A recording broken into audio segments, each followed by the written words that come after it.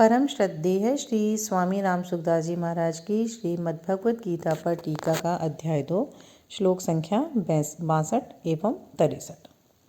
भगवान के पारायण होने से इंद्रियां वश में होकर रस बुद्धि निवृत्त हो ही जाएंगी, पर भगवान के पारायण न होने से क्या होता है इसका आगे के 2 श्लोकों में वर्णन करते हैं।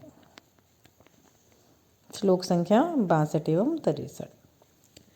ओम श्री परमात्मने नमः। श्लोक।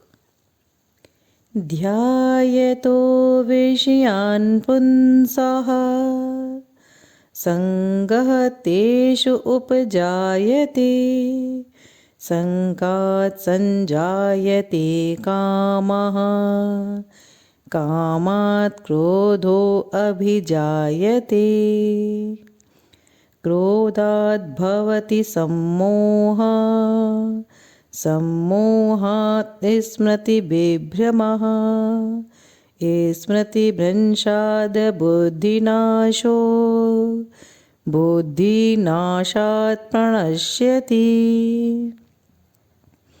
श्लोक का शाब्दिक अर्थ। विषयों का चिंतन करने वाले मनुष्य को उन विषयों में आसक्ति पैदा हो जाती है। आसक्ति से कामना पैदा होती है। कामना से बाधा लगने पर क्रोध पैदा होता है। क्रोध होने पर सम्मोह मूढ़ भाव हो जाता है। सम्मोह से स्मृति भ्रष्ट हो जाती है। स्मृति भ्रष्ट होने से बुद्धि विवेक का नाश हो जाता है। बुद्धि का नाश होने से मनुष्य का पतन हो जाता है। श्लोक की व्याख्या। ध्यायतो विषयान् पुंसः संगतेषु उपजायते। भगवान के पारायण न होने से, भगवान का चिंतन न होने से विषयों का ही चिंतन होता है। कारण कि जीव के एक तरफ परमात्मा है और एक तरफ संसार। जब वह परमात्मा का आश्रय छोड़ देता है तब वह संसार का आश्रय लेकर संसार का ही चिंतन करता है, क्योंकि संसार के सिवाय चिंतन का कोई दूसरा विषय रहता ही नहीं।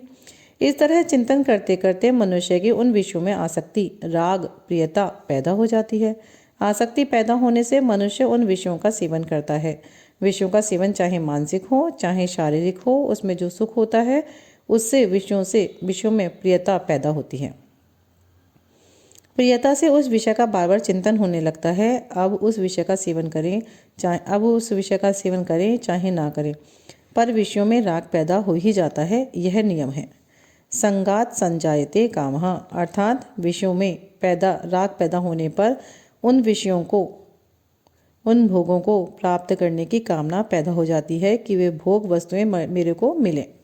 कामात् क्रोधो अभिजायते, अर्थात कामना के अनुकूल पदार्थों के मिलते रहने से लोभ पैदा हो जाता है और कामना पूर्ति की संभावना हो रही है पर उसमें कोई बाधा देता है तो उस पर क्रोध आ जाता है। कामना एक ऐसी चीज है जिसमें बाधा पड़ने पर क्रोध पैदा हो ही जाता है। वर्ण आश्रम गुण योग्यता आदि को लेकर अपने में जो अच्छाई का अभिमान रहता है, उस अभिमान में अपने आदर सम्मान आदि की कामना रहती है। उस कामना में किसी व्यक्ति के द्वारा बाधा पड़ने पर भी क्रोध पैदा हो जाता है। कामना रजोगुणी वृत्ति है, सम्मोह तमोगुणी वृत्ति है और क्रोध रजोगुणी तथा तमोगुणी के बीच की वृत्ति है। कहीं भी किसी भी बात को लेकर क्रोध आता है तो उसके मूल में कहीं ना कहीं राग अवश्य होता है। जैसे नीति न्याय से विरुद्ध काम करने वाले को देखकर क्रोध आता है तो नीति न्याय में राग है। अपमान तिरस्कार करने वाले पर क्रोध आता है तो मान सत्कार में राग है। निंदा करने वाले पर क्रोध आता है तो प्रशंसा में राग है। दोषारोपण करने वाले पर क्रोध आता है तो निर्दोषता के अभिमान में राग है, आदि आदि। क्रोधात् भवति सम्मोह, अर्थात क्रोध में सम्मोह होता है, अर्थात मूर्ता आ जाती है। वास्तव में देखा जाए तो काम क्रोध लोभ और ममता इन चारों से ही सम्मोह होता है। जैसे काम से जो सम्मोहन होता है उसे विवेक शक्ति ढक जाने से मनुष्य कामना के वशीभूत होकर न करने लायक कार्य भी कर बैठता है। क्रोध में जो सम्मोह होता है उसमें मनुष्य अपने मित्रों तथा पूज्य जनों को भी उल्टी सीधी बातें कह बैठता है, न करने लायक बर्ताव भी कर बैठता है। लोभ से जो सम्मोह होता है उसमें मनुष्य को सत्य असत्य धर्म अधर्म आदि का विचार नहीं रहता और वह कपट करके लोगों को ठग लेता है। ममता से जो सम्मोह होता है उसमें संभाव नहीं रहता, प्रत्युत पक्षपात पैदा हो जाता है। अगर काम, क्रोध, लोभ और ममता इन चारों से ही सम्मोह होता है तो फिर भगवान ने यहाँ केवल क्रोध का ही नाम क्यों लिया है? इसमें गहराई से देखा जाए तो काम, लोभ और ममता इनसे तो सुख भोग और स्वयं की वृत्ति जागृत होती है, पर क्रोध से दूसरों को अनिष्ट करने की वृत्ति जागृत होती है। अतः क्रोध से जो सम्मोह होता है वह काम, क्रोध, लोभ, ममता से पैदा हुए सम्मोह से भी भयंकर होता है। इस दृष्टि से भगवान ने यहाँ केवल क्रोध से ही सम्मोह होना बताया है। सम्मोहात स्मृति विभ्रमः, अर्थात मूढ़ता छा जाने से स्मृति नष्ट हो जाती है। अर्थात शास्त्रों से, सद्विचारों से जो निश्चय किया था कि अपने को ऐसा काम करना है, ऐसा साधन करना है, अपना उद्धार करना है, उसकी स्मृति नष्ट हो जाती है, उसकी याद नहीं रहती।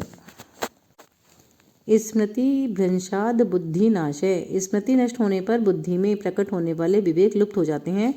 मनुष्य में नया विचार करने की शक्ति नहीं रहती। बुद्धि नाशात प्रणश्यति, विवेक लुप्त हो जाने से मनुष्य अपनी स्थिति से गिर जाता है। अतः इस पतन से बचने के लिए सभी साधकों को भगवान के शरण होने की बड़ी भारी आवश्यकता है। यहाँ विषयों का ध्यान करने मात्र से राग, राग से काम, काम से क्रोध, क्रोध से सम्मोह, सम्मोह से स्मृतिनाश, स्मृतिनाश से बुद्धिनाश और बुद्धिनाश से पतन, यह जो क्रम बताया है इसका विवेचन करने में तो देरी लगती है, पर इन सभी वृत्तियों के पैदा होने से और उसका मनुष्य का पतन होने में देरी नहीं लगती। बिजली के करंट की तरह ये सभी वृत्तियाँ तत्काल पैदा होकर मनुष्य का पतन करा देती हैं।